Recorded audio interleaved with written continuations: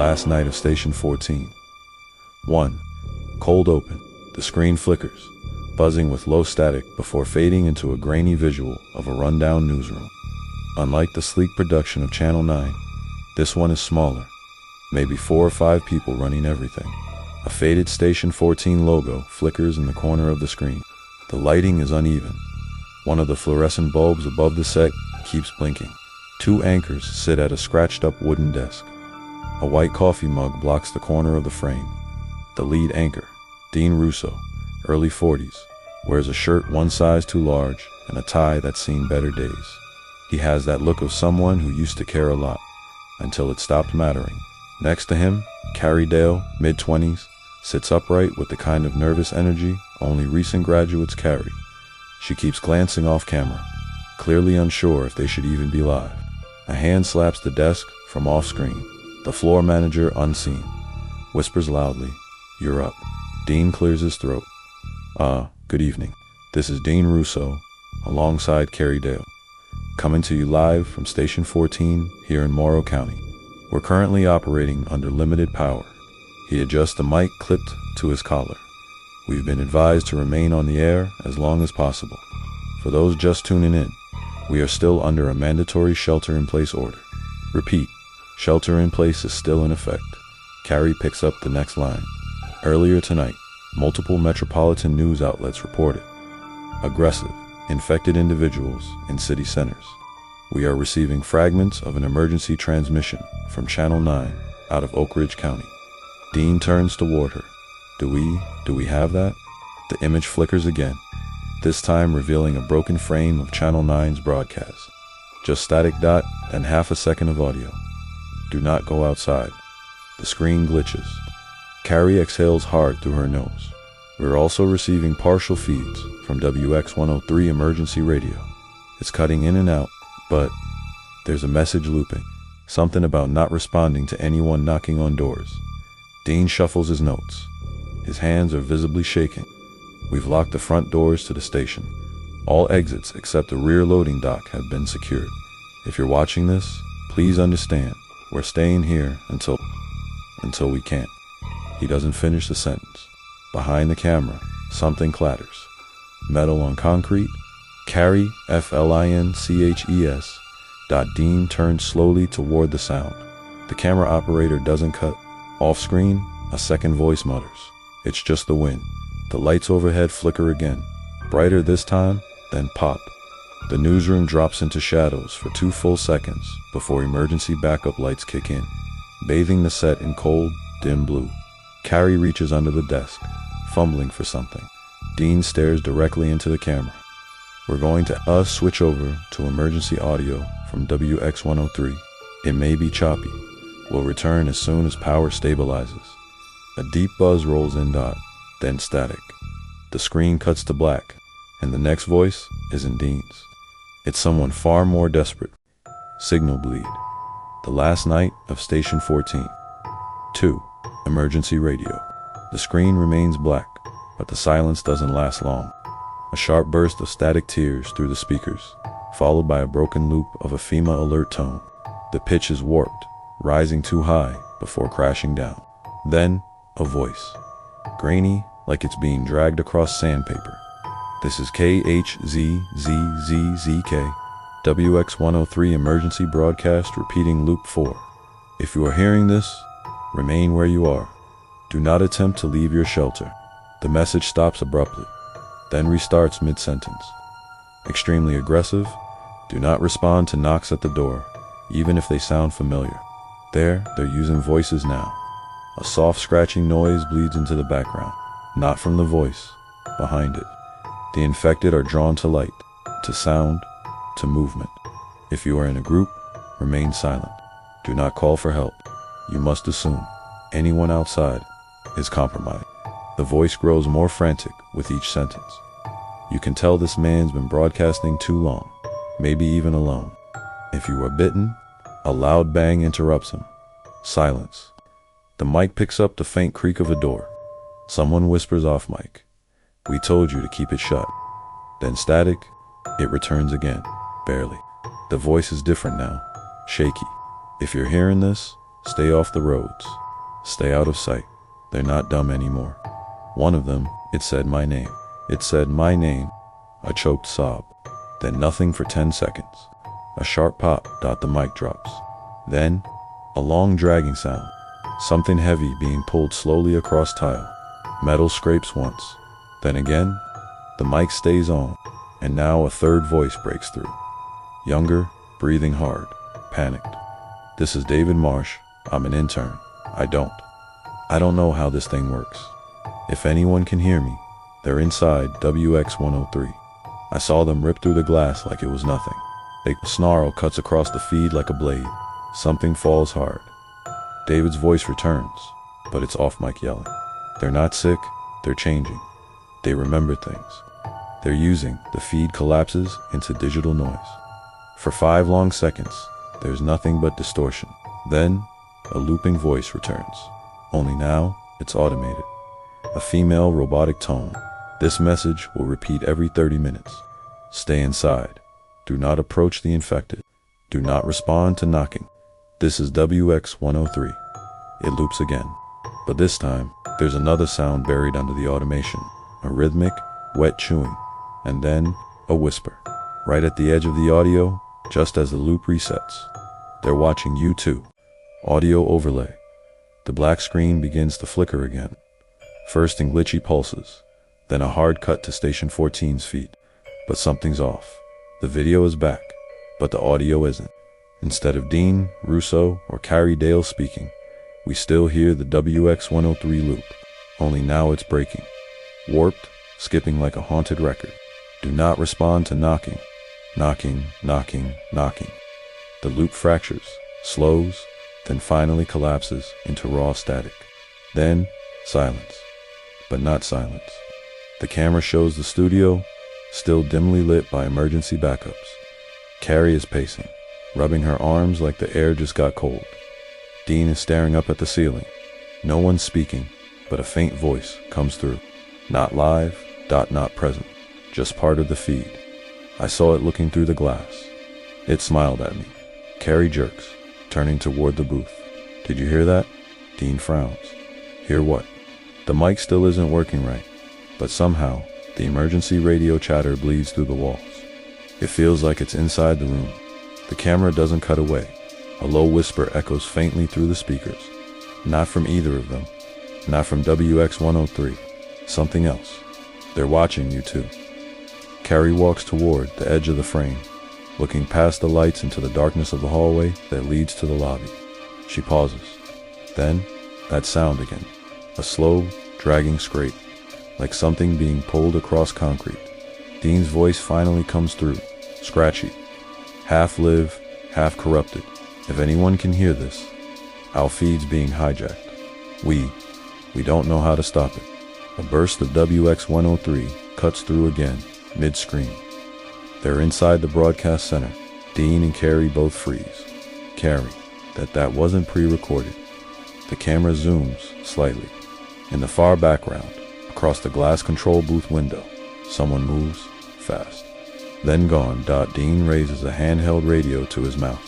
Control, who's still in the booth. No answer, just static. Carrie's breath catches. She points toward the camera. Wait, look at the screen. The studio monitor that displays the live broadcast flickers and shows something neither of them can explain.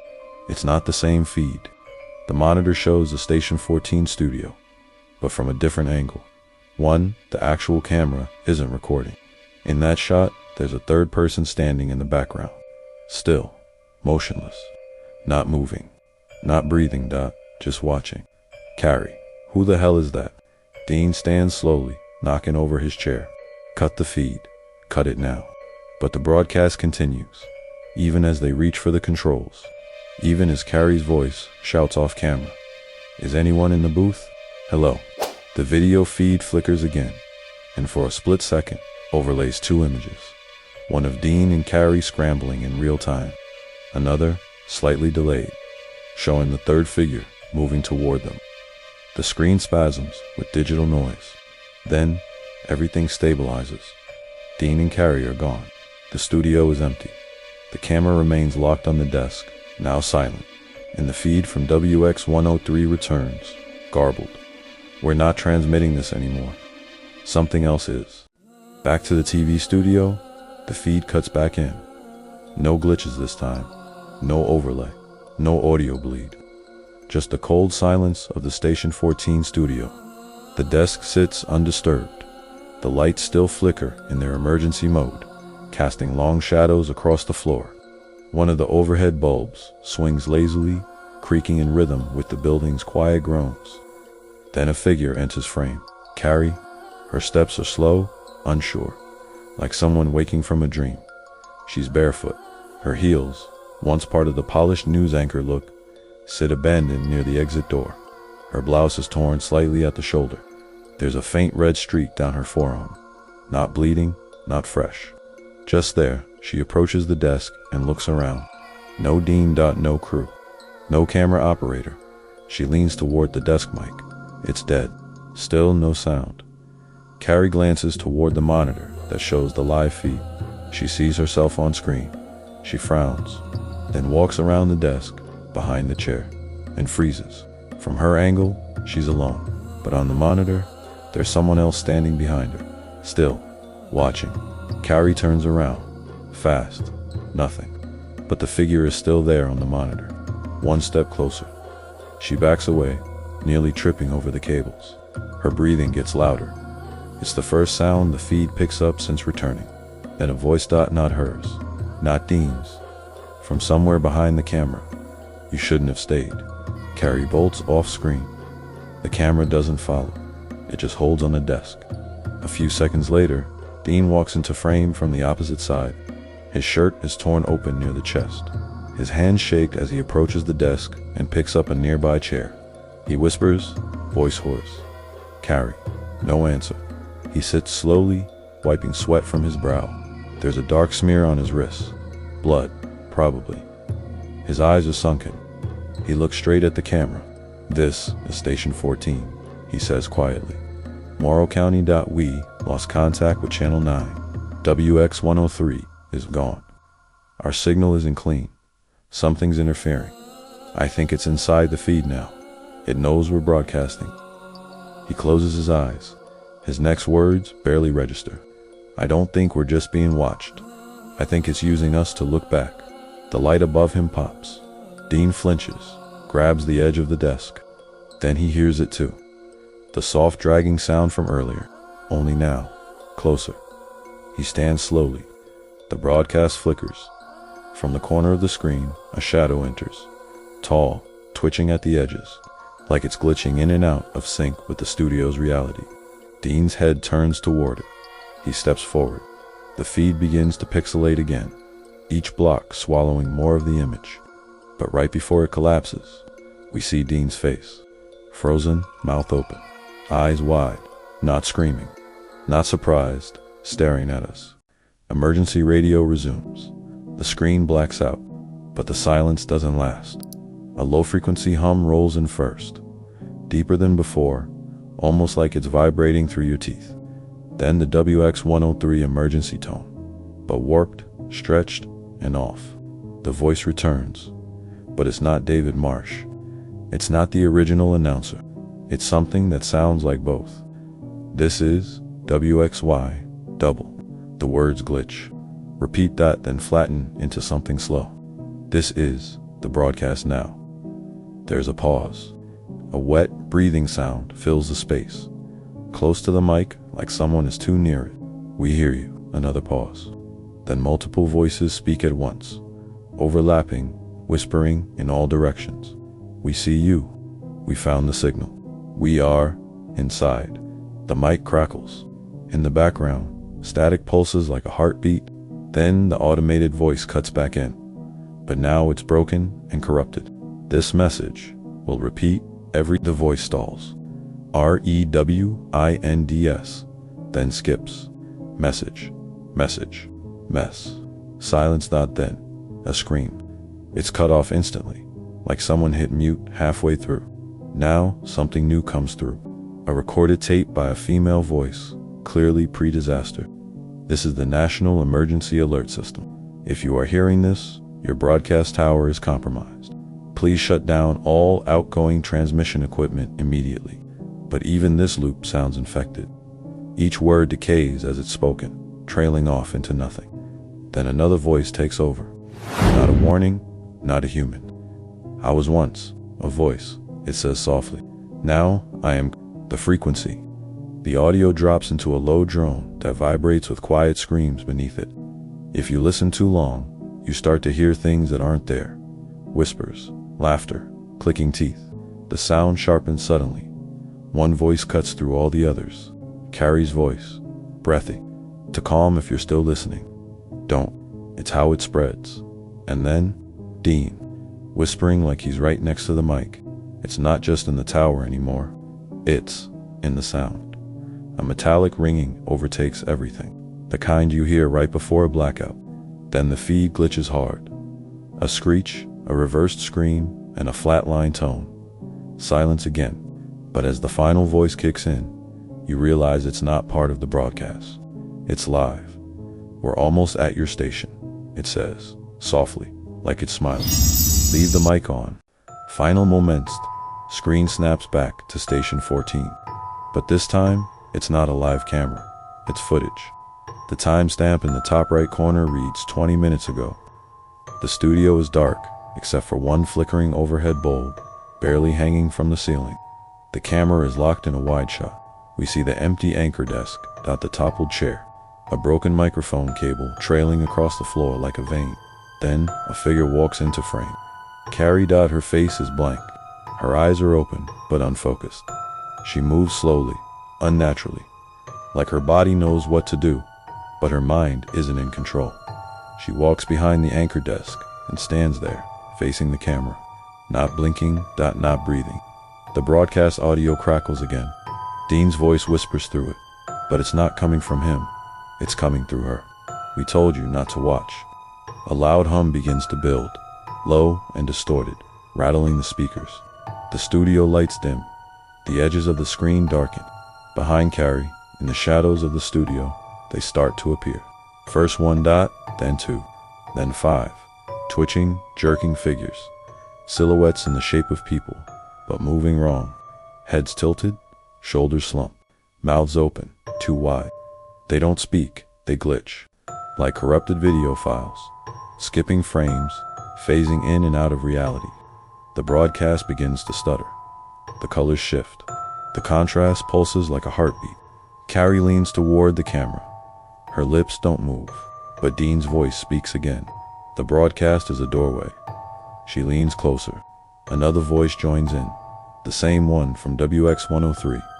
The frequency is alive. Carrie leans all the way forward until her eyes fill the screen. Her pupils are clouded, but twitching, searching. Then she smiles. It's not hers. And in the background, the other figures all snap their heads toward the camera at once. The screen tears. A single frame flashes, so quick it could be missed. A wall of monitors, all showing you. Watching, Carrie's whisper returns one last time. Now you're part of the signal too. The screen goes black, but the broadcast doesn't end. Instead, the emergency alert system tone bleeds through, warped and slowed, like it's dissolving. The final message appears. Broadcast failure. Station 14, signal terminated. Manual shutdown, unsuccessful. Then one more flash of white, and a new signal, static. But in the background, a breathing sound that's getting closer. Then, silence. And one final line, whispered, barely audible. We're not done broadcasting.